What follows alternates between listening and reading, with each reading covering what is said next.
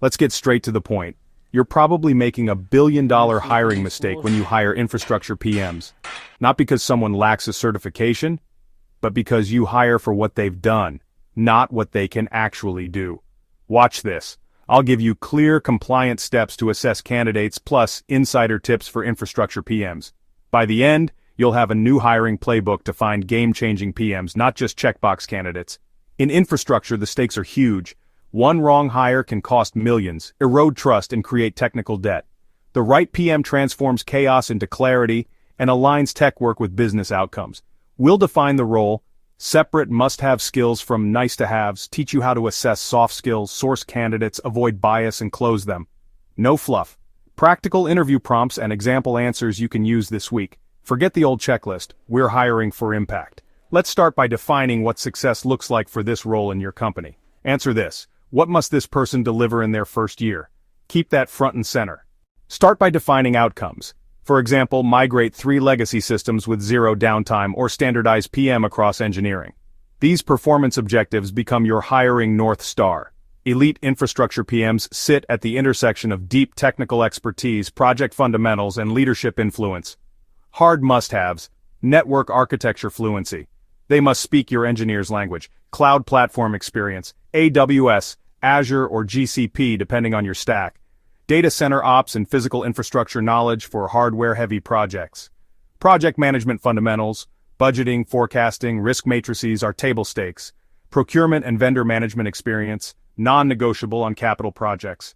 Methodology fluency, and more importantly, the judgment to pick the right approach. Nice-to-haves: PMP/Prince2, Procore for construction, ATS advanced features. Helpful extras: automation scripting or secondary technical depth like cybersecurity. Classify each requirement as essential or optional against the role objectives. Avoid unicorn JDs that demand niche hardware experience and scare off great candidates. Prioritize performance objectives. This expands your talent pool and improves outcomes. Standard interviews assess polish, not performance. You need evidence-based probing. Switch to behavioral and scenario deep dives. Investigate real accomplishments. Ask, tell me about your single most significant accomplishment as an infrastructure PM. Then peel back layers. What was the original plan? How did it change? Who were stakeholders? Follow-ups. Show me budgets, variance explanations, risk register entries. Evidence beats rhetoric. Scenario. Tell me about the most complex physical build-out you managed. Probe. Original budget, timeline, biggest variance. Show me your risk and comms plan. Strong answer includes numbers, concrete steps, stakeholder buy-in.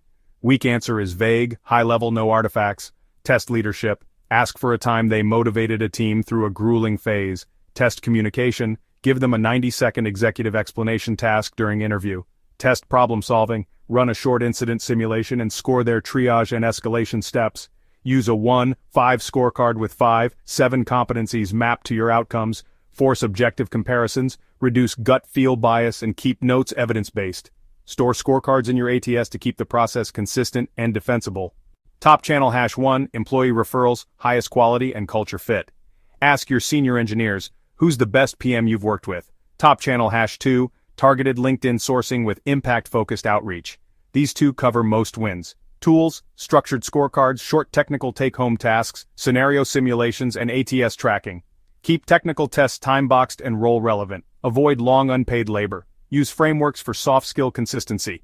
But don't weaponize personality tests alone. Avoid bias. Use diverse panels, standardized questions, and objective scoring.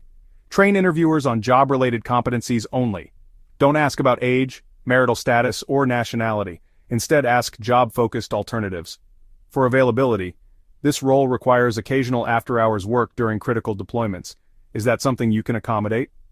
Ask, if you accepted this role, what would you need to accomplish in year 1 to call it a success? Future-focused and legal. Use an informal lunch with potential peers to gauge collaboration and cultural fit. Collect structured peer feedback. When you offer, get on the phone. Remind them why this role is impactful and reference specific interview highlights. Frame comp as a total package: impact, growth, and long-term partnership, not just a number. Recap. Define outcomes, prioritize essential skills, probe past performance, use scorecards, and source via referrals, LinkedIn. If you're hiring now, rewrite the role and the interview. Subscribe for more and visit peopleteam.com/hiring to get our hiring playbook.